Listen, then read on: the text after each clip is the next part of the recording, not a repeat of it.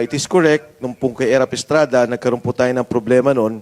In fact, if you look at the case of Vice President Erap Estrada and kung JV, sa lakas yung main group na lumaban at the time, ang kaso po ni President Estrada was 4 billion pesos. Ang actual case niya doon sa supposed corruption was 150 million pesos. And si Pangulong Estrada, nilitis dito sa ating bansa, dito po ikinulong, dyan po sa veterans where he had a hospital arrest. And then later on, he was convicted and given a pardon by President GMA. Nung si President GMA naman po yung nakulong, ang kaso niya was a 50 million budget of the 360 million intelligence funds of the PCSO. I'm not particular about the case. Pero yun po, parang nagkaroon lang ng note si President GMA na something like, okay, GMA, and then for that, yung pong sa maliit na aksyon na yon ay nagkaroon po siya ng kaso, dito po siya nilitis, at again, ikinulong po siya dyan sa may veterans. And later on, yung po ay na-dismiss yung mga kaso sa kanya. Dito sa nakikita natin, una yung kay Pangulong Duterte, si Pangulong Duterte ay ikinulong sa labas ng bansa. Imbis na dito litisin sa Pilipinas, dito nila kasuhan, inilabas nila ng ating bansa. And ako nagtataka kasi nga, bakit mo isasubject ang isang tao, ang isang Pilipino, kung functioning naman yung court mo, kung gumagana ang iyong mga korte, kung merong kang batas. Nakita na natin sa dalawang pangulo yan na nangyari at nagkaroon ng malinaw na paglilitis, bakit dito sa Pangulong to, kailangan nilang kidnapin, and I'm using the term state kidnapping, at ilabas ng ating bansa. More importantly, ngayon ko lang nakita kami ni Kong JV, nasa Kongreso, ang ganitong klaseng korupsyon, organisado. Yung leader mo mismo, ang Pangulo ng Republika ng Pilipinas. Yung henchman niya o yung bataan niya, ang speaker ng ating House of Representatives o si Speaker Martin Romualdez. At ang kumakamada at nag-aayos ng kabuong budget ay si Saldico, chairman ng Committee on Appropriations. Sabi nila, si Saldico ang mastermind. Sabi nila, si Saldico ang ulo o siyang pinuno ng korupsyon dito sa ating bansa. Ngayon, nagsalita yung 18 Marines. Nagsalita si Godesa. Tao ni Saldico, galamay ng sinasabi nilang pinuno ng korupsyon, pero sinasabi nilang nagsisinungaling. Ayaw nilang tanggapin ang mga sinasabi. So ito yung binibigay ko at nilalahad ko sa inyong lahat. At nagpapasalamat ako sa pagkakataon for Kong JV to have invited me and si Mr. Rivera for have invited me here. Ang ikinalulungkot ko lang ay hindi ako nakapag-quote dahil mas mukhang congressman si Kong JV sa akin. Mas mukhang ako nag-i-interview sa kanya. Salamat po. Magandang umaga sa inyong lahat. You know, the character of Secretary and Congressman Mike Defensor is that if you give him a microphone, it is impossible to know when he will stop.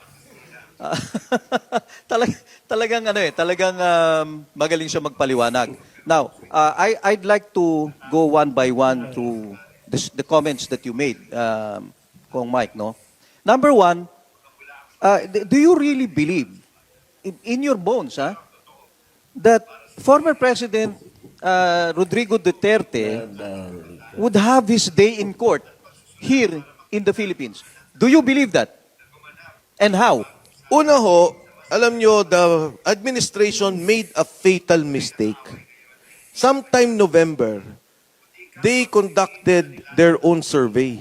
Ang sabi nila, bumabagsak na ang ratings ni Pangulong Duterte, the Duterte family in general, VP Sara in particular. Anong ginawa nila? Inimbitahan nila sa Senado si Pangulong Duterte. Tumaas yung rating. Inimbitahan nila sa Kongreso. Tumaas ulit ang rating, lalong tumaas. Nung kinidnap nila, lalo pang tumaas. Now the question is, do you believe we will have a fair trial? Yes, because there is already a precedence. Nangyari na yun kay Erap at the height of his popularity. Mabigat ang ratings ni Erap when he was ousted, when EDSA 2 happened. At doon nangyari na po kay GMA. Na si GMA, as you well know, till the end of his term, had control of the government, control of the armed forces, control of the police. Pero again, it's a question of justice. Ang tingin ko, dapat sa ganong sitwasyon, walang politika, walang sinasabing sinong hawak mo, filean nyo ng kaso, ikulong ninyo. Kung nakikita nyo, o talagang ang kaso, ay dapat siyang makulong. The difference, however, Mike, is that nobody charged Duterte in the courts here. Is that correct? Wala namang naghabla sa kanya dito eh. And then the next question is, meron bang judge or justice ng Sandigan Bayan? But he was no longer then an official of the land, so most likely RTC na lang yan. Kamukha ni GMA, di ba? RTC lang yung nag-issue ng warrant against GMA, no bail. Do you think there will ever be a judge in the Philippines who can issue a warrant of arrest for no bail against President Rodrigo Duterte? Medyo nakakatakot siya eh, di ba? Alam nyo, yung sinasabing bakit walang nagkaso dito, ako din nagtataka. Gumastos sila ng bilyon-bilyon o milyon. Ginamit nila yung mga ICC, sinundo pa nila, pinakain nila, nilagay sa Maida, sa Raffles. Well, in fact, pwede nilang ibinuo ang kaso dito. And it happened before. Hindi naman sa hindi nang inaarihan kay ERAP o kay Pangulong GMA. Mag-i-issue ba ng korte ng warrant? Sa palagay ko, kung may sapat na batayan, kahit sinong korte, mag-i-issue ng warrant. Partikular, kung kaya nyo kang kidnapin yung presidente, gamitin ang sandatang lakas, gumamit ng eroplano, ilipad ninyo yung tao. Ito pa magkaso dito, para bang nahihirapan sila? I don't think so. I think, siguro, sa kanilang pananaw, mas mabuti, ialis siya ng bansa, which is wrong. Yun ang pagkakamali nila. Dahil nung ginawa nila yon, nakinuha yung Pilipino, ibinigay sa banyagang korte, iniliti sa banyagang batas, nagalit. Hindi na usapin to ng Duterte, Dilawan ka, Pinklawan ka, Leni Robredo ka. Pero yung taong bayan, nakikita nila na hindi dapat gawin sa isang Pilipino o gawin ang isang kaso ng dahil lang sa politika sa isang Pilipino at sa dating presidente. Okay. Let me ask you this. In the interest of disclosure, no, were you given any appointment during the Duterte administration? Wala akong JV. In Wala. fact, kung nare-recall mo, nung unang nagtakbuhan yan, I was aligned with Speaker. Yes. And then later on, nanalo si Speaker Alan Cayetano. I was the last one who was given a committee. Kasi medyo nagkaroon kami ng... You were a congressman then? Congressman. Hindi naman kami nag-away ni Alan, pero I was the last one given a committee. Yes. Nung umupo si Speaker Lord Velasco, tinanggal pa ako. Tinanggal, So I was never a favored congressman. Magkaibigan kami ni Pangulong Duterte. Pero alam ko naman, hindi naman, para sa akin di ba, hindi naman gano'n na porket magkaibigan kami, kailangan ako gawin mo deputy speaker o bigyan mo ako ng pondong ganito. It was never like that. Okay, let me pivot now, ha? Kasi, alam mo, we were supposed to have on board also Governor Chavit Singson, eh. No? Pero at the last minute, I think he bowed out. But you're here. So I'd like to thank you so much for this chance that you will be here.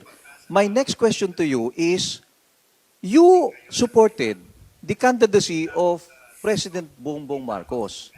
Di ba? In 2022. So did Manong Chavit. Yes. I think that was something that you had in common. Why are you appearing to be against him now? Not just appearing, you are now against him. Di ba?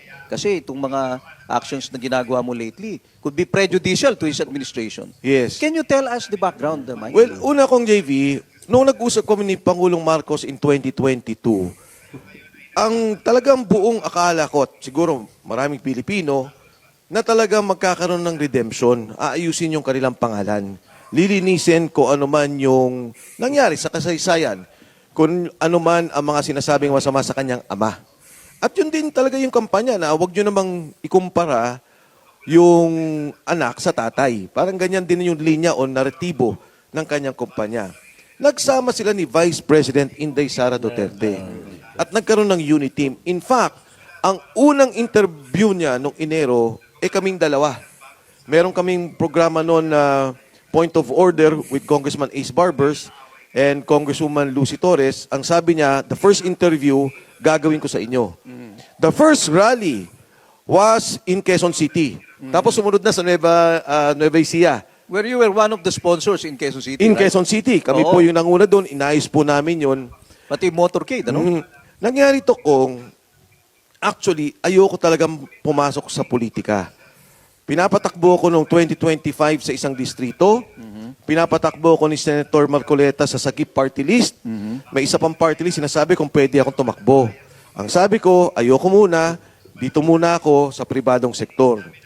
Nung lumapit si Sergeant Cotesa, inilapit ng taga-UP.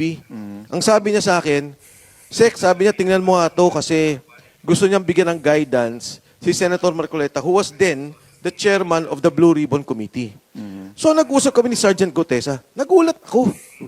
Ang laking gulat ko. Tapos binanggit pa niya yung 46 suitcases na naglalaman ng about 40 to 50 million per suitcase. Isang delivery. Ang sabi ko sa kanya, pagka maganda, mag-usap kayo ni Senator Marcoleta, banggitin mo yan sa kanya. So, naset ko yung meeting, nagkita kami ni Senator Marcoleta, sabi ko, baka gusto mo itong pakinggan. Nung nagkwenta si Sergeant Cotesa, sabi ni Senator Marcoleta, baka pwede kang lumabas.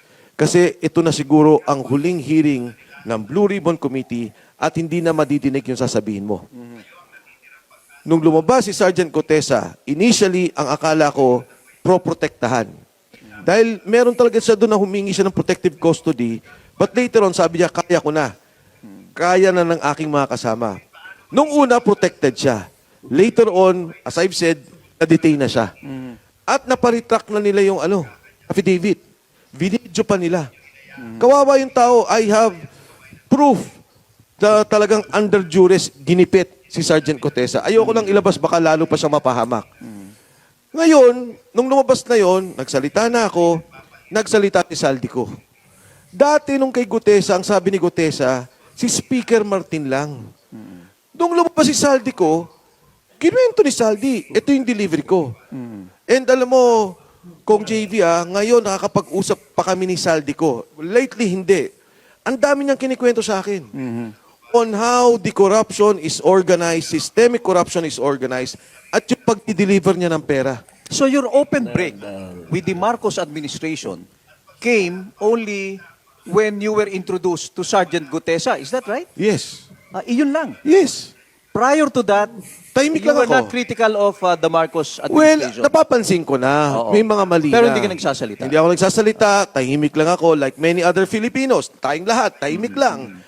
Pero nung tinira niya na si Gutesa, yun na, openly. Pero kung Mike, matanong ko lang, do you know where Sergeant Gutesa is right Ang now? huling pagkakalam ko kung JV, ang sabi sa akin ng mga kasama, safe daw siya sa probinsya, sa isang probinsya. Okay. So hindi ko na inalam. Ang sabi nila, okay naman siya. Kasi yun lang naman ang akin eh. Alam mo, syempre, konsensya ko rin. Kaya nga yung 18 Marine, sabi ko, hindi ako papayag na magawa ninyo yung ginawa ninyo kay Gutesa. You have no intention to assist Sergeant Gutesa to come back to the Blue Ribbon Committee to testify. Ang hirap kong JV na i-trigger yon kasi hindi ko alam kung sino nakapaligid sa kanya. Okay. Baka mamaya, kunyari lang, mag-file tayo sa korte Oo. ng writ of amparo or writ of habeas corpus. Baka may matrigger na hindi natin gusto eh. Mas gusto ko ng tahimik na lang. So, for all intents and purposes, yung issue ni Gutesa is now a set-aside issue. Wala na yan. Hindi na yan babalik sa Senado.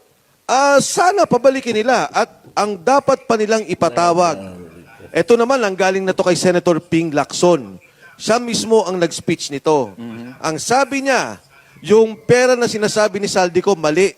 Yung perang yon ay delivery ni Adrian Bersamin at saka ni Yusek Traigib Olayvar. At ang sabi nila, yun daw ay 8 billion pesos. Okay. Senator Ping ang nagsabi. At ngayon ko lang po sasabihin, yung 1.2 billion pesos na kay Yusek Traigib Olayvar pa.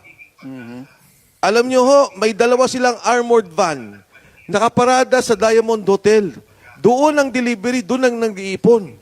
Nagkataon, gumuli yung issue, kaya po may 1.2 billion pa na nandun na nakatago sa kanya. Okay. Kaya kung Alam mo- JB, hanapin natin to. Alam mo, ako sayang na- yung pera. Welcome back to my channel, guys. Welcome, Avi Vlog!